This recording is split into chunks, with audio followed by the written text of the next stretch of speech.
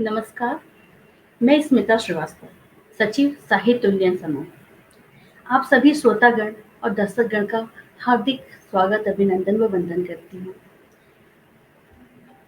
दोस्तों, साहित्य उन्नयन समूह साहित्य की सेवा में निस्वार्थ भाव से अनवरत लगा हुआ है, जिसका प्रमाण आपको समय-समय पर हमारे प्रयास द्वारा प्राप्त होता रहता है। इसी कड़ी में आज हम एक विचार गोष्ठी के साथ आप सभी के समक्ष प्रस्तुत हैं, जिसका विषय है सामाजिक जागरूकता में साहित्यिक सरोकार। इस विचार गोष्ठी में मुख्य वक्ता के रूप में हमारे साथ उपस्थित हैं डॉक्टर प्रियंका सिंह जी और डॉक्टर उर्विजा शर्मा जी।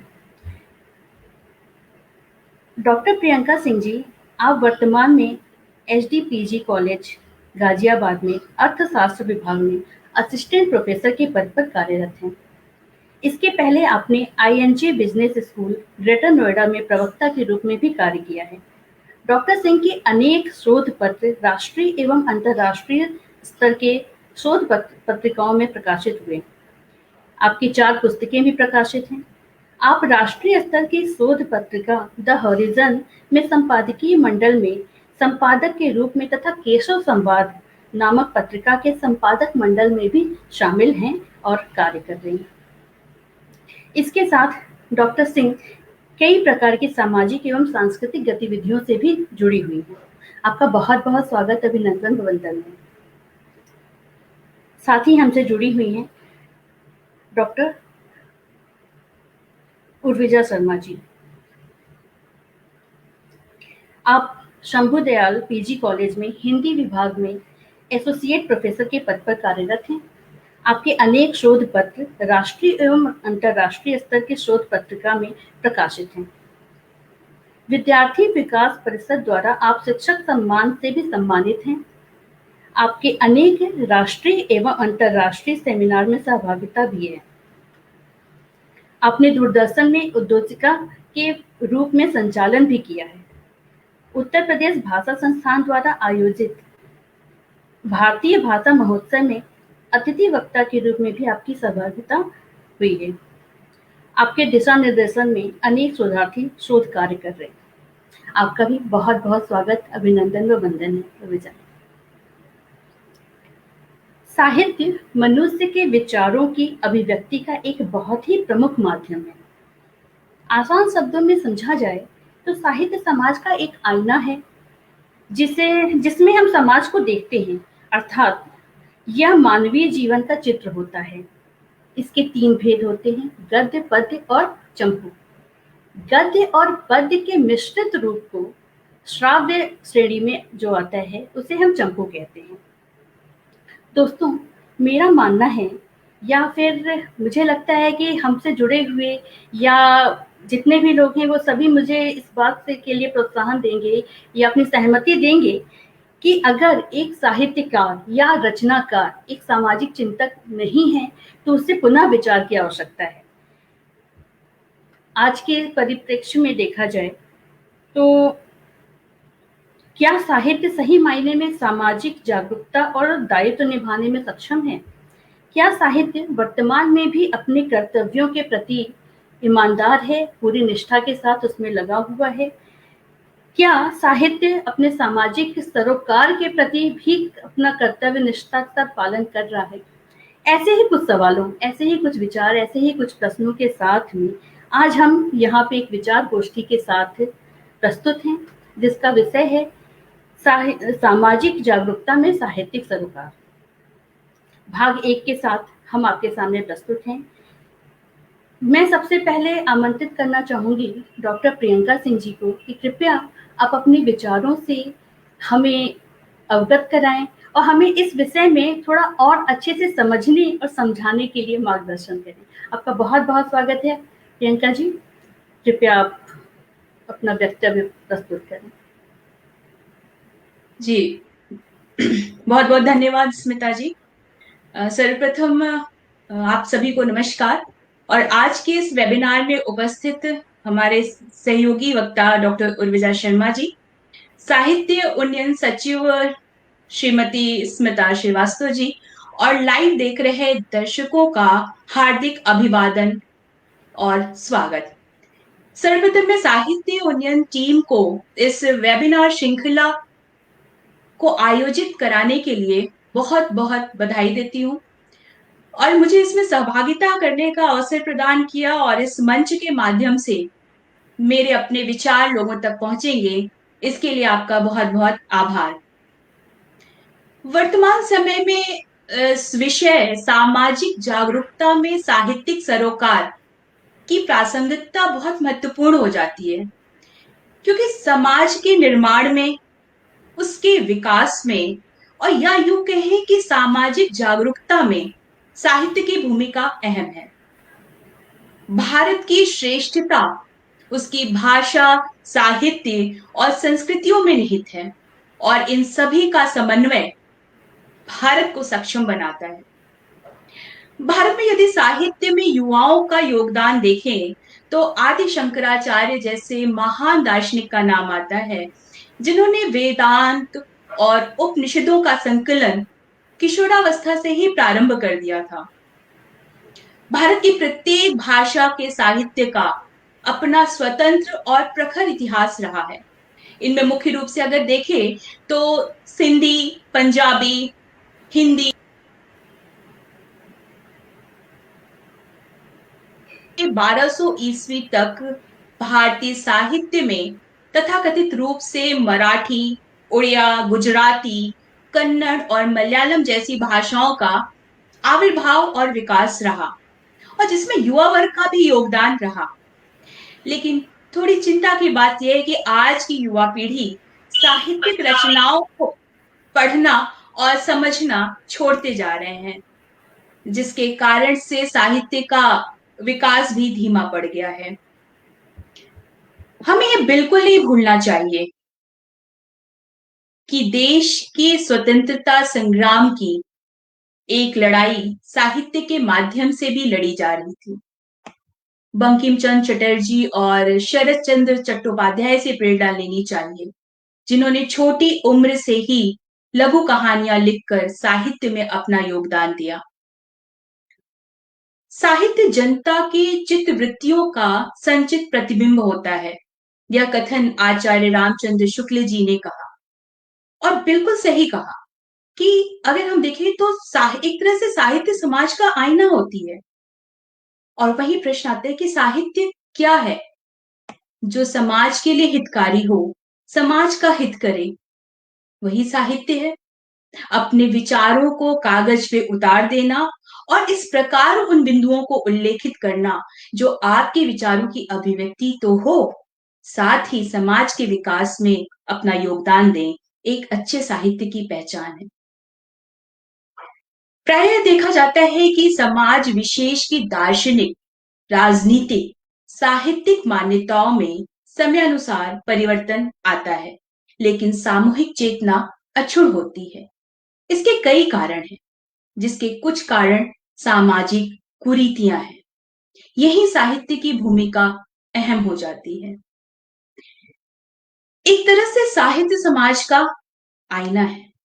साहित्यिक रचना समाज को देख के की जाती है, परंतु मेरा मानना है कि साहित्य ऐसा हो जो समाज को सुसंगठित, सुशिक्षित और संस्कारवान बनाने में अपनी जिम्मेदारी का दृढ़ता से पालन करे।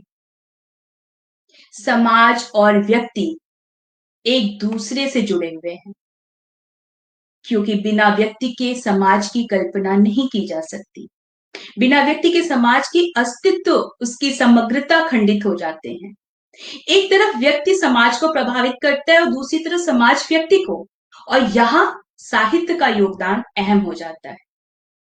हम आने वाली पीढ़ी को कौन सा संस्कार परोस रहे हैं, इसका माध्यम साहित्य ही है। अच्छे साहित्य की यही पहचान है कि जब भी आप उसे पढ़ें, समझें, उसका कुछ उद्देश्य हो और साथ ही आपको तनाव मुक्त कर दे। समाज में व्याप्त उन सभी अनछुए पहलुओं को बोले, उनको छुए, जिसे जानते हुए भी समाज उस पर ध्यान न देता हो। लेकिन वहीं जिम्मेदारी अहम हो जाती है।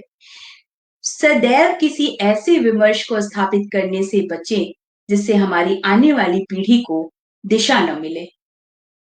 यह सत्य है कि आज की युवा पीढ़ी में साहित्य को लेकर, समाज को लेकर इतनी जिम्मेदारी नहीं आ पा रही। इसका मूल है धीरे धीरे हम एकाकी जीवन की तरफ अग्रसर होते जा रहे हैं। हम केवल अपने बारे में सोचते जा रहे हैं। समाज के प्रति हमारी संवेदनशीलता कम होती जा रही है। कुछ व्यक्ति समाज के लिए से बहुत अधिक लगाव रखते हैं और कुछ व्यक्ति कम। और सही शब्दों, सही अर्थों में वही व्यक्ति सामाजिक हैं जो एक निश्चित सीमा के भीतर रहकर समाज में समान रूप से अपने विचारों का आदान प्रदान करें। ऐसा सामाजिक हितकारी व्यक्ति सर्वाधिक जागरूक या चेतना संपन्न हो सकता है। व्यक्ति यदि जागरूक है तो समाज भी जागरूक होगा और व्यक्ति की जागरूकता समाज की जागरूकता में एक प्रतिबिंब की तरह दिखती रहेगी। साहित्यिक व्यक्ति समाज में अपने विचारों का आदान प्रदान करता है और कहीं ना कहीं युवा वर्ग साहित्य से दूर होता जा रहा है। इसके मूल में क्या कारण है? मुझे ऐसा लगता है कि इस वेबिनार के माध्यम से कुछ विचार निकल के आएंगे। मेरे विचार से, चूंकि मैं अर्थशास्त्र की विद्यार्थी हूं, मेरी समझ में यही आता है कि आज की युवा पीढ़ी को साहित्य पढ़ने में ना तो रुचि है और ना ही समय। उन्हें अपनी संस्कृति व साहित्य आकर्षित नहीं कर पाते। आकर्षित क्या करते हैं? नए बिना अर्थ के विमर्श या ऐसे गाने जिसमें हमारी संस्कृति को धो दिया जाता है। ऐसी नाट्य श्रृंखला जिसमें हम सीखते तो कुछ नहीं, बस जो बचा होता है वो भी खो देते हैं और यही मिलकर उन्हें अंदर से खोखला करते जा रहे हैं। वर्तमान समय में युवाओं में साहित्य सरोकार का अर्थ बदल गया है। मुझे याद है बचपन में जिन पुस्तकों और कहानियों को पढ़ के हमने नैतिक शिक्षा ली, आज वह नदारद है। यहां तक कि पाठ्यक्रम में भी उनका स्थान नहीं। समय के साथ समाज बदला और साहित्य भी। कह सकते हैं कि शिक्षा पर साहित्य का स्थान मनोरंजक साहित्य ने ले लिया। नैतिक शिक्षा की पुस्तकें गायब सी हो गई हैं और युवा पीढ़ी को ही हम क्यों दोष दें? इस भाग दौड़ भरी, प्रतिस्पर्धा भरी दिनचर्या में लोगों के पास समय नहीं है। हम पढ़ने की बजाय देखना और सुनना पसंद करने लगे हैं और सोशल मीडिया में घुसते जा रहे हैं।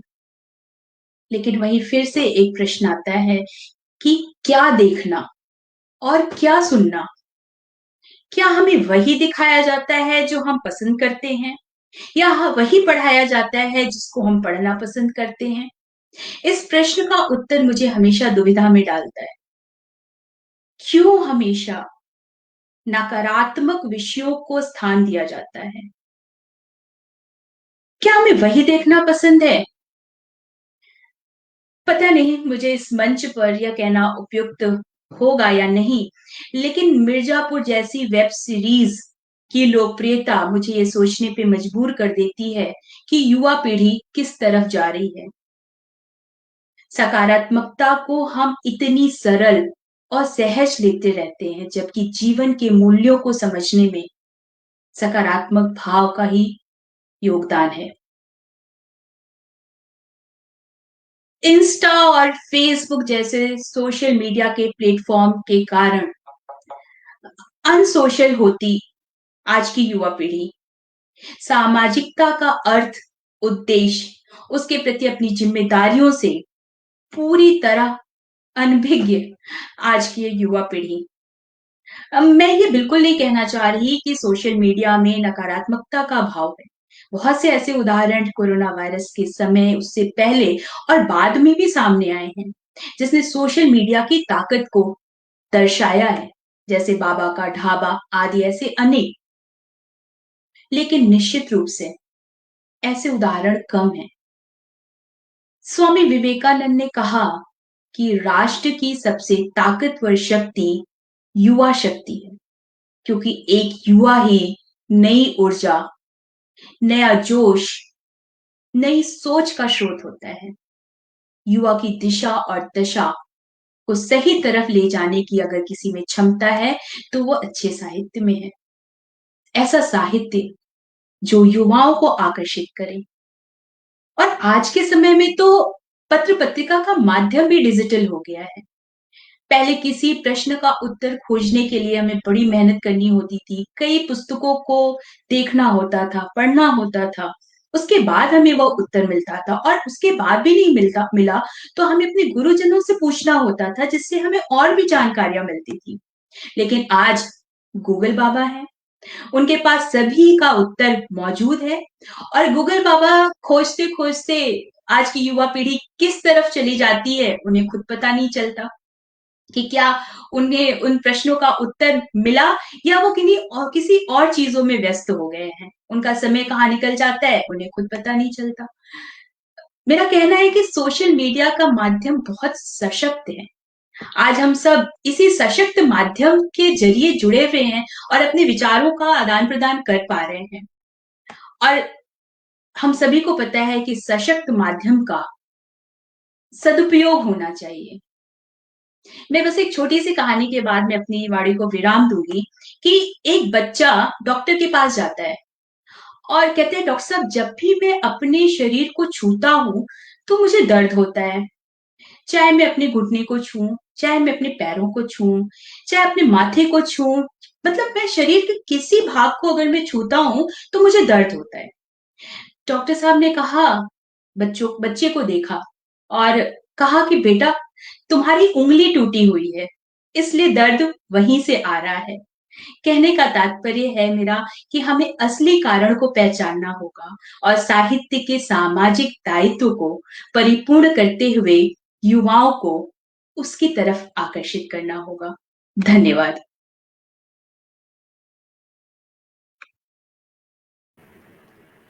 धन्यवाद प्रियंका जी, आपके उद्बोधन, आपके विचारों से हमें अवगत कराने के लिए, हमारे मंच पे आने के लिए और हमें साहित्य को सामाजिक दृष्टि से या समाज को साहित्यिक दृष्टि से देखने के लिए जो आपने दृष्टिकोण दिया है, वो सच में बहुत महत्वपूर्ण है। और मुझे लगता है कि हमारे साथ जितने भी लोग जुड़े हुए हैं, हमारे जो श्रोता हैं या दर्शकगण हैं, उन्हें भी आपके इन वाणी से ज़रूर कुछ सोचने को और कुछ नया सृजन करने का ज़रूर अवसर मिलेगा।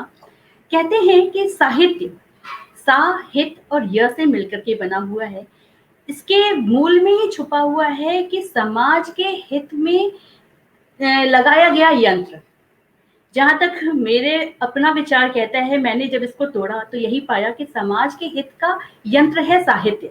तो अगर समाज को अगर हम सकारात्मकता नहीं दे सकते हैं, अगर हम उसको एक दिशा और दशा के अच्छी तरफ नहीं ले जा सकते हैं, तो इस मतलब उद्देश्यहीन है हमारा साहित्य भी, हमारा दृष्टिकोण भी।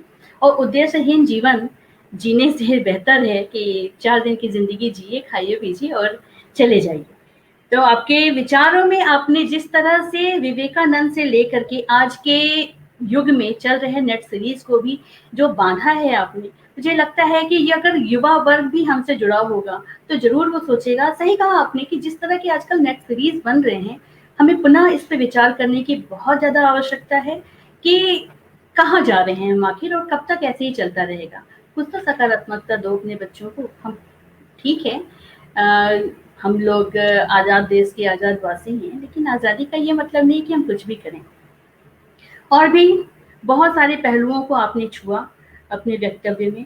विवेकानंद जी की बातें कि हाँ, युवा ही शक्ति है देश की। शायद इसीलिए हम उनके जन्म दिवस को युवा दिवस के रूप में मनाते हैं। और हमें हमारे देश में खुद इतने ज़्यादा महापुरुष हुए हैं, इतने व्यक्तित्व ऐसे हैं जिनके विचारों से हम बहुत कुछ अच्छा सीख सकते हैं। बहुत बहुत धन्यवाद पुनः आपका प्रियंका जी। मैं चाहूंगी कि आप साहित्य उन्नयन मंच के साथ में सदैव इसी प्रकार जुड़े रहिए। आगे भी अगर जब भी हमें कुछ लगेगा तो आप हमारे साथ ऐसे ही सहयोग करें। बहुत बहुत धन्यवाद। हमारे साथ उर्विजा मैम जी जुड़ी हुई हैं। मैं चाहूंगी कि प्रस्तुत विषय पर अपने वक्तव्य, अपने विचारों से हमें जरूर अवगत कराएं। आपका बहुत बहुत पुनः स्वागत है। आदरणीय, कृपया आप अपने वक्तव्य प्रस्तुत करें। नमस्कार स्मिता जी और नमस्कार डॉक्टर प्रियंका सिंह जी और पूरी साहित्य उन्नयन टीम साधुवाद की पात्र है जिन्होंने ऐसा विषय चुना जो बहुत सामयिक है और गहन है। आज के परिवेश में जब निराश हताश मन हो रहे हैं व्यक्तियों के, ऐसे समय में वो क्या चीज है जो मनुष्य को संबल दे सकती है, वही सबसे बड़ी चीज है। और मुझे लगता है कि साहित्य से बड़ा कुछ नहीं है।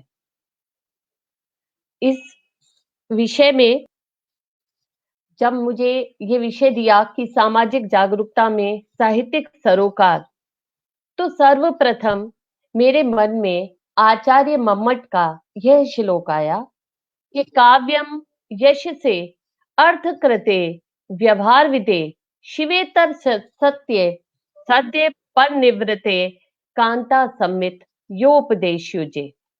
अर्थात इसमें उन्होंने साहित्य या काव्य के प्रयोजनों का उल्लेख किया है जो कि यश प्राप्ति, धन प्राप्ति, व्यवहार ज्ञान, लोक कल्याण, आनंद प्राप्ति, कांता सम्मित उपदेश के रूप में सामने आते हैं।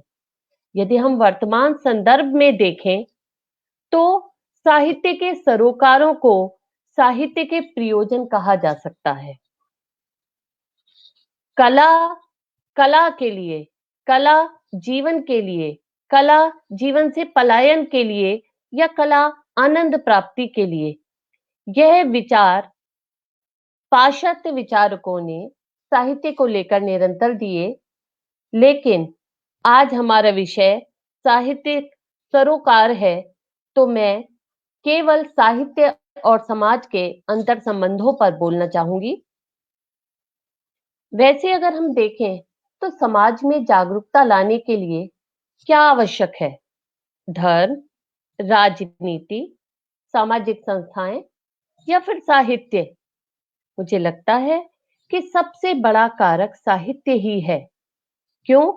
क्योंकि वो चेतना देता है, वो हमारे मनोभावों को अभिव्यक्ति देता है, वो प्रस्तुति देता है जो हमारे हृदय को आह्लादित करती है। अगर हिंदी के विद्यार्थी होने के नाते मैं हिंदी के साहित्य के इतिहास की तरफ जाऊं और आदिकाल से उठाऊं, तो मैं पाती हूं कि चंद बरदाई और जगनिक जैसे कवियों ने पृथ्वीराज रासो और आला खंड लिखकर समाज में एक अलग अलग जगह दी। इसके बाद भक्ति काल में जब बहुत निराश हताश हो चुके थे सब, कारण विदेशी आक्रांता, उनके अत्याचार, उनके अन्याय, तो ऐसे समय में कबीर दर्शन, तुलसी और सूर की भक्ति और श्री राम और श्री कृष्ण के रूप में आराध्य की जो उन्होंने आराधना की, वो निराश हताश समाज को ऐसा संबल दे जाती है जिसे वो निरंतर अपने साथ लेकर चलते हैं। यद्यपि रीति काल में विलासिता, आश्रयदाता राजाओं की प्रशंसा का भाव रहा, किंतु आधुनिक काल आते ही स्थिति एकदम से बदल जाती है।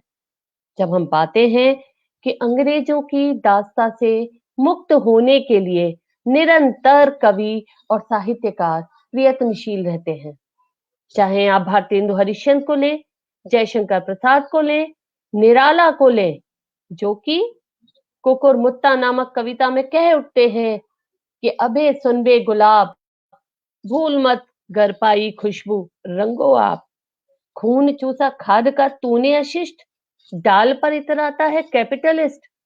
यहाँ कैपिटलिस्ट केवल अंग्रेज शासक नहीं है, यहाँ कैपिटलिस्ट हर वो शोषक है, हर वो अत्याचारी है, हर वो अनाचारी, जमींदार, ठेकेदार या धर्म के ठेकेदार बने हुए लोग हैं जो कि दीनहीन और आम जनता को शोषित किए हुए हैं। इसके बाद अगर हम आगे चलकर देखते हैं तो धूमिल के रूप में 70 और 80 के दशक में हमें एक ऐसा कवि मिलता है जो संसद से सड़क तक लिखकर पूरी मानवता को झकझोर डालता है, जो सारे राजनीति, धर्म, समाज सब पर प्रहार करता चला जाता है। और उनकी पंक्तियां मैं यहाँ कहना चाहूंगी कि वो लिखते हैं कि एक आदमी रोटी बेलता है, एक दूसरा आदमी भी है जो रोटी खाता है, लेकिन एक तीसरा आदमी भी है जो न रोटी बेलता है न खाता है, रोटी से खिलवाड़ करता है। मैं पूछता हूँ वह तीसरा आदमी कौन है? मेरे देश की संसद मौन है। इतना बड़ा प्रहार एक साहित्यकार ही कर सकता है। साहित्यकार संवेदनशील प्राणी होता है। साधारण मनुष्यों से ज्यादा अनुभूतियां, संवेदनाएं, भावनाएं वो व्यक्त कर पाते हैं। शायद इसी कारण हम ये मानते हैं कि साहित्य यदि सकारात्मक है तो वो दिशा निर्देशक का कार्य करेगा, किंतु यदि साहित्य नकारात्मक है तो समाज को भ्रष्ट होने से कोई नहीं बचा सकता। जैसे डॉक्टर प्रियंका जी ने बहुत अच्छे उदाहरण दिए कि साहित्य ही समाज को नैतिकवान बनाता है, संस्कारशील बनाता है। तो आवश्यकता इसी चीज की है। आज के दौर में हालांकि ये थोड़ा सा प्रश्न उठता है कि साहित्य भी खेमों में बंट चुका है। कैसे खेमे? व्यवस्था विरोधी, व्यवस्था समर्थक, जबकि साहित्य को होना कैसा चाहिए? यथार्थ पूरक, जो यथार्थ की अभिव्यक्ति करे, जो जैसा घटित हो उसको उस रूप में कह दे और ऐसा कह दे कि समाज को संबल मिल जाए, समाज को सहारा मिल जाए अपनी बात कहने का, अपने द्वेषों, अपने क्लेशों, अपने अनाचारों, व्याघातों से एक सहारा ऐसा जो उन्हें लड़ने की, उन्हें सीखने की, उन्हें आगे बढ़ने की प्रेरणा दे जाए। तो ऐसे साहित्य की आवश्यकता है। अन्यथा विमर्श तो बहुत है, चाहे वो स्त्री विमर्श ले लीजिए, चाहे दलित विमर्श ले लीजिए, किन्नर विमर्श ले लीजिए, आदिवासी विमर्श ले लीजिए। और मुझे लगता है कि थोड़े बहुत दिनों में लव जिहाद और धर्मांतरण के मुद्दे भी साहित्य में स्थान पा ही लेंगे, क्योंकि ये तो सही है कि जो समाज है वही साहित्य है और जो साहित्य है वही समाज है। तो साहित्यकार यदि बिना किसी पूर्वाग्रह के लेखन करे तभी वो सही आकलन कर सकता है, तभी वो समाज का सही चित्र सबके समक्ष ला सकता है। हर साहित्य नवीनतम बोध कराता है। कुल मिलाकर यदि कहें तो सामाजिक सरोकार समाज की कोर में पलने वाली हलचल है, क्रियाकलाप है जो व्यक्ति के स्तर से शुरू होकर राष्ट्र के स्तर तक जाता है। इसलिए आवश्यकता इस बात की है कि समाज को जागरूक करने के लिए, समाज को सही दिशा देने के लिए धर्म, संस्कृति, संस्कार, नीति, व्यवसाय, राजनीति के साथ साहित्य का भी वही रूप हो जो कि मनुष्य को मानवतावाद सिखाए, जो मनुष्य को सत्यम, शिवम और सुंदरम की अवधारणा से अवगत कराए, परिचित कराए। कहना ना होगा कि हृदय को हृदय तक पहुंचाता है साहित्य। अतः ऐसा ही साहित्य रुचिकर है। मुझे लगता है कि श्रीमद् भागवत गीता और रामायण जैसे महाग्रंथ इसीलिए आज भी प्रासंगिक हैं। क्यों? क्योंकि वो समाज को और राष्ट्र को और हमारी युवा पीढ़ी को एक दिशा देने का कार्य कर सकते हैं। यहाँ मैं बिल्कुल सहमत हूँ प्रियंका जी की बात से कि सोशल मीडिया का जो रूप है, इसमें आप केवल सोशल मीडिया को मत लीजिए, इसमें आप मीडिया हाउस को भी ले सकते हैं, इसमें आप उन वेब सीरीज को भी ले सकते हैं जो गंध फैला रहे हैं, जो हिंसा, अनाचार, बलात्कार, अत्याचार को इस हद तक प्रचारित कर रहे हैं कि कहीं ना कहीं हम अपनी जड़ों से दूर होते जा रहे हैं। वो जड़ें जो हमें संस्कार सिखाती हैं, वो जड़ें जो हमें अपनी माता पिता को की सेवा सिखाती हैं, वो जड़ें जो हमें अपने गुरु की आराधना करना सिखाती हैं, तो क्या देख रहे हैं हम? क्या दे रहे हैं समाज को? क्या इन सब पर नियंत्रण लगने की आवश्यकता नहीं? एक साहित्य के विद्यार्थी होने के नाते मैं जरूर चाहूंगी कि जो भी दर्शक ये देख रहे हैं, वो ये जाने कि उनके लिए क्या सही है और क्या गलत है। यहाँ पर मैं श्री श्याम सुंदर घोष जी की कुछ पंक्तियां आपके समक्ष प्रस्तुत करना चाहती हूँ, जो उन्होंने लोकतंत्र पे लिखी। वो कहते हैं कि लोग गिर रहे हैं, बढ़ रहा है लोकतंत्र, सहयोग श्रम एकता विश्वास ही नहीं, प्रतिद्वंदिता मजबूरी आक्षेप समझौते, टांग खिंचोवल मान मनोवल के अनेक दृश्य, ये ही है झांकी गणतंत्र के मॉडल लोकतंत्र की। आज के समाज में सुख की परिभाषा हम क्या कर रहे हैं? सुख की परिभाषा राजेश सक्सेना जी करते हैं। उन्होंने अपनी कविता में लिखी कि आज के समय में हम सुख को क्या मान रहे हैं। हमें सुख चाहिए, उनकी पंक्तियों से कोट कर रही हूं कि हमें सुख चाहिए और उसकी तलाश में मिलता है एक बाजार, जहां सुख की दुकानें हैं, हर तरह के सुख की, तयशुदा कीमतों में ब्याज के साथ छुपा है ब्याज का ब्रह्मास्त्र, बाजार ही बनाएगा हमारी दुनिया को सुखी। अंत में मैं यही कहना चाहूंगी कि साहित्य और समाज दोनों के सरोकार अलग नहीं है। कारण समाज में मूल्यों की आवश्यकता है, उन मूल्यों की, उन आदर्शों की स्थापना की जो कि संस्कार हमें साहित्य से मिल सकते हैं और हमें वो लेने होंगे। हमें सामाजिकता के विकास के लिए साहित्य की आवश्यकता है, राष्ट्र निर्माण के लिए साहित्य की आवश्यकता है, समाज को गतिशीलता प्रदान करने के लिए साहित्य की आवश्यकता है, आदर्शवादी समाज की स्थापना के लिए और सामाजिक समरसता के भाव को उत्पन्न करने के लिए साहित्य की आवश्यकता है। मुझे लगता है इसी से व्यक्ति का निर्माण होगा और व्यक्ति से, आप जानते हैं, समाज बनता है और समाज से राष्ट्र बनता है।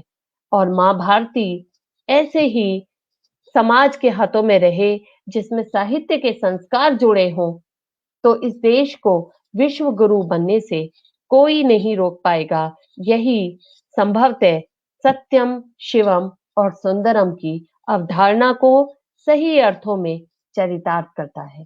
बहुत बहुत धन्यवाद। बहुत बहुत धन्यवाद मैम आपका, विजय मैम, जो आप हमारे साथ यहाँ पे जुड़ी, अपना कीमती वक्त आपने दिया और हमें वाकई जो साहित्य की सही अवधारणाएं हैं, जो उसका सही कर्तव्य है, जो उसके कार्य हैं, जो उसका उद्देश्य है, जो आज के समय में सिर्फ मनोरंजन के मात्र का रह गया है, उसके प्रति आपने हमें एक दिशा और दशा देने का प्रयास किया। आपके वाणी से, आपके विचारों से हमें अवगत कराया और मुझे लगता है कि हमसे जो भी लोग जुड़े हुए हैं उनको भी इससे बहुत लाभ मिलेगा।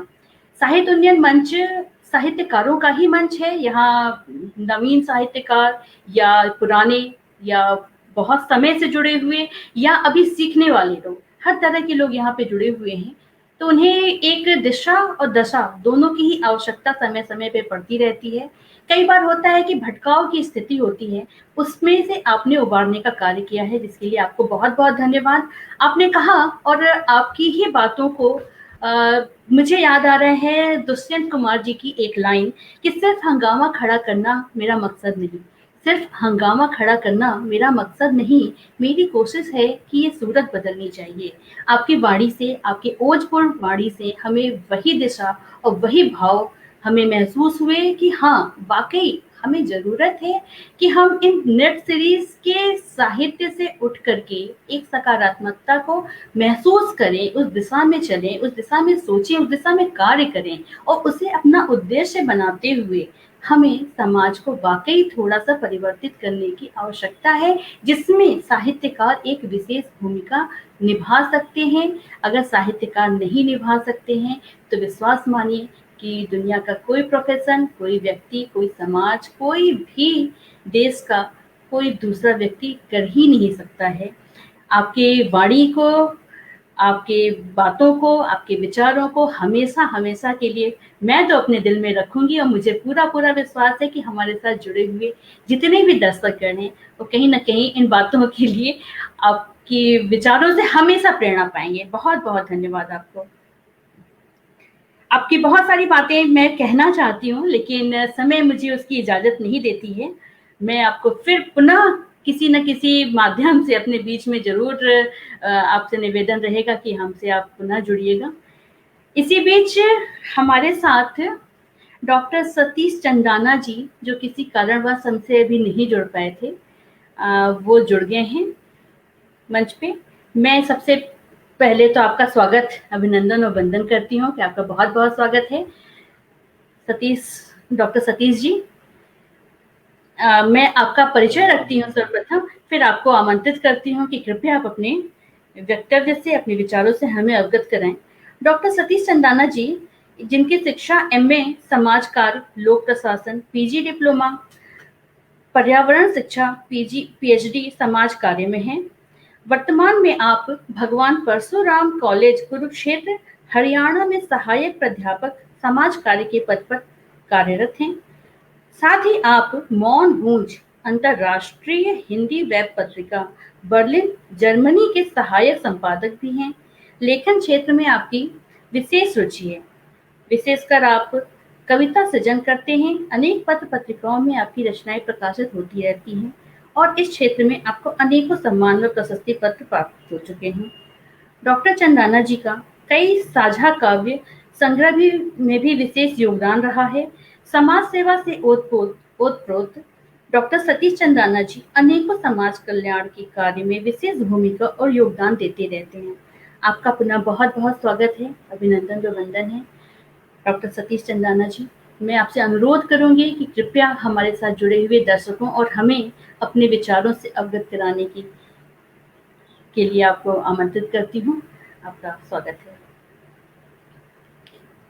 नमस्कार जी सभी को।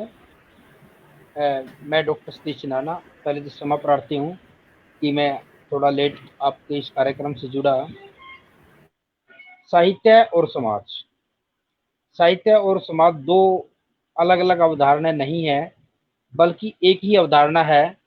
हमारे जो साहित्य जो शब्द है वो उसकी उत्पत्ति संस्कृत से हुई है, जिसमें कहा गया है हितेन सहित तस्य भवः, अर्थात कल्याणकारी भाव से जो सृजन किया जाए वही साहित्य कहलाता है। और हमारे राष्ट्रकवि मैथिली शरण गुप्त ने भी कहा है, केवल मनोरंजन न कवि का, केवल मनोरंजन न कवि का कर्म होना चाहिए, केवल मनोरंजन न कवि का कर्म होना चाहिए, उसमें उचित उपदेश का भी मर्म होना चाहिए, उसमें उचित उपदेश का भी मर्म होना चाहिए। साहित्य और समाज ये दो अलग अलग अवधारणाएं नहीं है।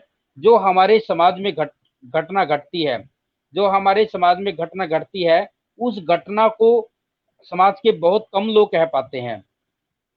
कुछ जो लोग नहीं कह पाते, उस घटना को वर्णन करने का, उस घटना के तथ्यों का सामने रखने का जिम्मेवारी साहित्यकारों की होती है कि साहित्य के माध्यम से वो इस प्रकार का सृजन करें कि उन जो समाज के जो लोग हैं, जो अपनी वाणी में उन शब्दों में अपनी पीड़ाओं को, वेदनाओं को नहीं कह सकते, उनको प्रकट करें, उनको एक मंच दे, उनके शब्दों को एक मंच दे। मैं अभी बता रहा हूँ, अभी हमारे महाविद्यालय में एक महिला अध्यापिका को कोरोना हो गया, बड़ी निराश थी।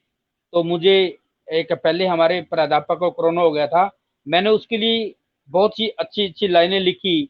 तो उसने मुझे कहा कि जब मैं हॉस्पिटल में एडमिट था तो मैं आपकी जो लाइनें हैं वो पढ़ पढ़ के मुझे एक मोटिवेशन मिलता था कि ऐसा करो, आप कुछ जो है उस मैडम के लिए भी लिखो। तो मैंने उसके लिए लिखी, उसकी फीलिंग्स, मैंने उसके लिए जो कविताएं लिखी, उसको लगा, उसने कहा कि एग्जैक्ट मैं ऐसा ही सोचती हूँ। और उसने अपनी बेटी को वो अमेरिका में भेजी, उसने भी कहा कि बिल्कुल एज इट इज जो मैं फील करती हूँ वही सारी बातें इन्होंने अपनी कलम के द्वारा, अपने शब्दों के द्वारा व्यक्त की गई है। तो साहित्यकार कि ये बहुत बड़ा उत्तरदायित्व होता है कि समाज के उन तबकों के लिए, उन वर्गों के लिए, जैसे महिलाएं हैं, बच्चे हैं, दलित हैं, शोषित हैं, समाज में पीड़ित हैं, उन उन सबकी भावना को एक आवाज देना, उन सब की बातों को समाज के समक्ष रखना, ताकि समाज में उन सभी का, क्योंकि प्रत्येक मेरा विषय ये है समाज कार्य, और समाज कार्य मानता है कि समाज के प्रत्येक व्यक्ति का एक अपना मूल्य है, समाज का प्रत्येक व्यक्ति बराबर का मूल्यवान होता है। तो ऐसे मूल्यवान व्यक्ति का, समाज का कोई भी व्यक्ति, कोई भी तबका हो, समाज के मूल्यवान होता है, उनके शब्दों को अपने माध्यम से, उनकी भावना को अपने शब्दों के माध्यम से व्यक्त करना, ये एक साहित्यकार की जिम्मेवारी है, साहित्यकार का उत्तरदायित्व है। साहित्य कभी भी समाज से अलग नहीं हो सकता।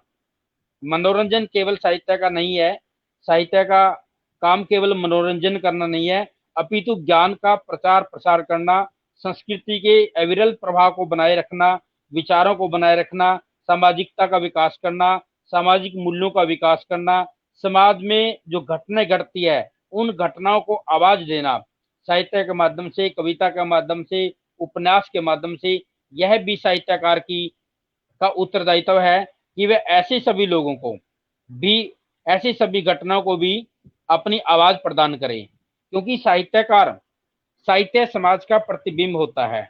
जैसा समाज होता है वैसा ही साहित्य होता है। अगर हम हिंदी साहित्य के विकास में देखें, भक्ति काल का युग था, जब जितने भी हमारे रचनाकार थे सबने भक्ति काव्यों की रचना की गई। रीति काल आया तो नायक नायिका का वर्णन किया गया। उसके बाद जब स्वतंत्र युग आया, स्वतंत्रता का आंदोलन शुरू आया, तो हमारे जो काव्य था, हमारी रचनाएं थी, उपन्यास था, कहानियां थी, उसमें ओज का गुण दिया गया। सभी कवियों ने लोकतंत्र के स्वाधीनता के लिए काम किया, और उनके शब्दों में, उनकी कथा काव्यों में इस प्रकार की घटनाओं को लेख मिलता है, और जिनको जिनसे प्रेरणा पाकर हजारों लोगों ने जो स्वाधीनता की बेली थी उस पर अपने प्राण न्यौछावर कर दिए। तो साहित्य को कभी भी समाज से अलग नहीं हो सकता। वैसे आजकल जो साहित्य की हम परिभाषा देते हैं कि किसी एक विषय से संबंधित पुस्तकें, एक विषय से संबंधित पुस्तकें भी साहित्य हैं, लेकिन साहित्य का जो हम यहाँ अर्थ लेते हैं वो एक वाइड है कि समाज के ऐसे लोगों को भी आवाज देना जो अपनी आवाज को प्रकट नहीं कर सकते, जो अपनी भावनाओं को कह सकने में असमर्थ है। ये हमारा परम सौभाग्य है कि हमारे पास ईश्वर ने एक हमें ये गुण दिया है कि हम उसकी, किसी भी व्यक्ति की जो भावनाएं हैं उनको हम शब्दों के माध्यम से प्रकट कर सकते हैं, उसके दुख को हल्का कर सकते हैं, समाज को उस घटना के बारे में सचेत कर सकते हैं, जागरूक कर सकते हैं, और ये साहित्यकार की जिम्मेवारी होती है। मैं कल जब शाम को टीवी देख रहा था, एक घटना पानीपत में, हरियाणा के पानीपत में घटी। एक महिला ऑफिस से घर जा रही थी, उसके ऊपर तेजाब फेंक दिया गया। तो मुझे इस घटना ने इतना उद्वेलित किया, मैंने खाना खाने से पहले कविता लिखी, मैं आप सबके समक्ष वो प्रस्तुत करता हूँ। उस रोज मैं कार्यालय से घर जा रही थी, उस रोज मैं कार्यालय से घर जा रही थी, क्या पता बाहर मेरी हत्या की तैयारी थी। तीन निशाचर राह खड़े, तीन निशाचर राह खड़े, हाथ उनके पीछे थे, वही दुशासन थे वो जो पड़े रहते मेरे पीछे थे। निज कर्तव्य पथ पर मैं मजबूती से खड़ी थी, निज कर्तव्य पथ पर मैं मजबूती से खड़ी थी, जिस कारण कौरव सेना मेरे पीछे पड़ी थी, जिस कारण कौरव सेना मेरे पीछे पड़ी थी। आज चेहरे की खुशियों का, आज चेहरे की खुशियों का कत्ल होना था, क्या पता मजबूती का बुरा फल होना था, क्या पता मजबूती का बुरा फल होना था। अचानक चेहरे पर तेजाब फेंक दे मारा, अचानक चेहरे पर तेजाब फेंक देकर मारा, पल भर में ही मेरा चेहरा जलने लगा था सारा, पल भर में ही मेरा चेहरा जलने लगा था सारा। असहाय पीड़ा से बीच सड़क कहरा रही थी, असहाय पीड़ा से बीच सड़क पर कहरा रही थी, चेहरे पर भयंकर आग तांडव मचा रही थी, चेहरे पर भयंकर आग तांडव मचा रही थी। पूरे तन की पपड़ी सी फटती, पूरे तन की पपड़ी सी फटती जा रही थी, कोई तो मुझे बचाए मैं चिल्लाए जा रही थी, कोई तो मुझे बचाए मैं चिल्लाए जा रही थी। कष्टदायक वेदना का पारावार नहीं था कोई, कष्टदायक वेदना का पारावार नहीं था कोई। तन मन आत्मा से मैं बुरी तरह से रोई, तन मन आत्मा से मैं बुरी तरह से रोई। तन कपड़े जल गए, तन व कपड़े जल गए, तेजाब बिल्कुल शुद्ध था, तन व कपड़े जल गए, तेजाब बिल्कुल शुद्ध था। लगता है जो सारा जमाना मेरे विरुद्ध था, लगता है जो सारा जमाना मेरे विरुद्ध था। अचेत होकर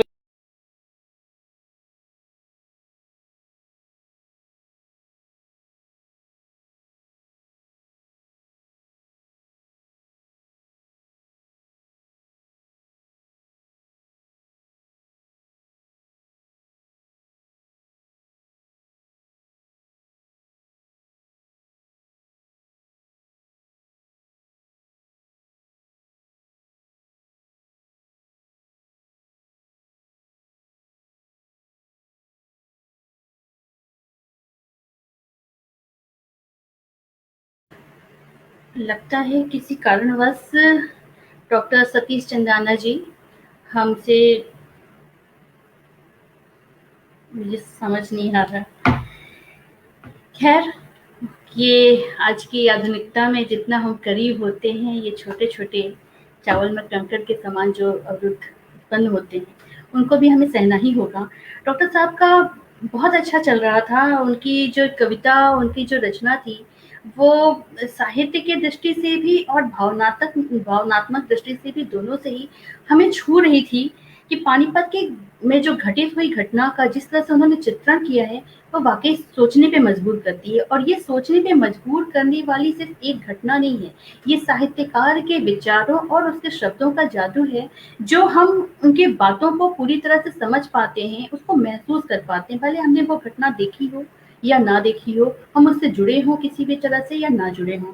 तो बहुत सारे पहलू ऐसे होते रहते हैं समाज में या हमारे आस-पास में, या जिस प्रकार से डॉक्टर साहब ने कहा हमसे, शुरुआत उन्होंने कहा कि साहित्यकार एक संवेदनशील व्यक्ति होता है, ये इससे तो हम सभी लोग इत्तेफ़ाक रखेंगे कि साहित्यकार, वैसे तो व्यक्ति को संवेदनशील होना चाहिए, लेकिन साहित्यकार विशेष रूप से एक संवेदनशील व्यक्ति होता है। ये विचारों की दृढ़ता भी है और इससे मैंने बहुत करीब से महसूस भी किया है कि एक संवेदनशील व्यक्ति ही साहित्यकार हो सकता है, या साहित्यकार का संवेदनशील होना, दोनों एक दूसरे के पूरक हैं, पूरक वाक्य हैं। तो उसी संवेदनशीलता को ही महसूस करते हुए उन्होंने इसका जिस प्रकार से चित्रण किया, वो वाक़ई तारीफ़ के काबिल है। और हर काल में साहित्य बहुत ही समृद्ध रहा है। उसकी अगर हम साहित्य की बात करेंगे तो हम फिर मजबूर भी होते हैं कि हम गीता और रामायण की बात ज़रूर करें। हालाँकि बहुत सारे ऐसे साहित्यकार हुए हैं जिनकी विवेचना करने बैठें तो पूरा दिन, पूरा काफ़ी समय चला जाएगा। एक प्रोग्राम में वो समाहित होना किसी भी तरह से संभव नहीं है। मैं इस बीच फटाफट से जो हमारे साथ लोग जुड़े हुए हैं, मैं उन लोगों के कमेंट्स ले लेती हूँ। हमारे साथ जुड़ी हुई हैं रीना शर्मा जी, कि साहित्य, वो कहती हैं कि साहित्य में ही समाज की सही प्रस्तुति होती है। सही कहा आपने। हमारे साथ हैं आभा सिंह जी, साहित्य समाज का दर्पण है। सही बात है आभा सिंह जी। और साहित्य समाज के बदलाव को महसूस करवाने वाले अहम कारक हैं, जिसका बेहद ही सुंदर वर्णन आप दोनों की बहुत-बहुत तारीफ आ रही है। मैं लगातार तब से पढ़ रही थी और मैं लगातार उर्विजा मैम और प्रियंका मैम की तारीफों की कमेंट्स पढ़ते जा रही थी, लेकिन आज उसका समय नहीं मिला मुझे कि मैं उन लोगों को इसमें शामिल कर पाऊँ। तो आज का मुझे लगता है कि एक भाग में या एक घंटे में हम इस विषय को पूरी तरह से छू नहीं सकते हैं। तो मुझे लगता है कि हमें इसकी दूसरी भी कड़ियाँ प्रस्तुत करनी होंगी। हमें पुनः एक बार फिर से साहित्य उन्नयन से इसी विषय के साथ जुड़ना होगा, कुछ नए लोगों के साथ में, कुछ नए विचारों के साथ में। और आज का कितना सार्थक रहा ये तो हमें दर्शकों के कमेंट से ही पता चलेगा, उनके विचारों से ही पता चलेगा। तो मैं आप लोगों से भी आग्रह करती हूँ, जो लोग हमें देख और सुन रहे हैं, कि कृपया अपने विचारों से कमेंट के माध्यम से हमें अवगत कराएं कि और हम किन किन विषयों को भी छू सकते हैं और आज का विषय आपके जीवन में कितना महत्वपूर्ण और कितना लाभकारी सिद्ध हो सकता है या सिद्ध हुआ। तो इन विचारों से हमें आप कृपया कमेंट के माध्यम से अवगत कराते रहें। साहित्य उन्नयन मंच को आप अपना समय यूं ही देते रहें और अपने भी आप और क्या हमसे चाहते हैं इन विचारों को भी हमसे साझा जरूर करते रहिए। मैं आज के कार्यक्रम में सहभागिता देने के लिए डॉक्टर प्रियंका जी, डॉक्टर उर्विजा जी और डॉक्टर सतीश जी का बहुत बहुत आभार व्यक्त करती हूँ कि उन्होंने अपने जीवनचर्या में से अपना इतना कीमती समय निकाल करके साहित्य उन्नयन मंच को दिया। इसके लिए आपको बहुत बहुत धन्यवाद। पुनः मैं चाहूंगी कि साहित्य उन्नयन मंच से आप इसी प्रकार जुड़े रहिए। जी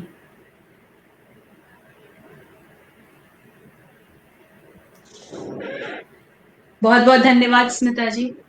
जी बहुत बहुत धन्यवाद प्रियंका मैम आपका, धन्यवाद। और आदरणीय उर्विजा शर्मा मैम आपका भी बहुत बहुत आभार साहित्य उन्नयन से जुड़ने। स्मिता जी संचालन, बहुत सुंदर संचालन, थैंक यू। धन्यवाद धन्यवाद आदरणीय। चलिए दर्शकों, आज के कार्यक्रम से यहीं से आपसे विदा लेते हैं। इसके दूसरे भाग, दूसरी कड़ियों को प्रस्तुत करेंगे और उसके पहले आपको सूचित किया जाएगा कि कब ये कार्यक्रम होगा। इस बीच कृपया आप अपने विचारों से हमें अवगत कराते रहें। बहुत बहुत धन्यवाद हमसे जुड़े रहने के लिए, हमारा कार्यक्रम देखने के लिए, हमारे विचारों के साथ अपने विचारों को जोड़ने के लिए। नमस्कार।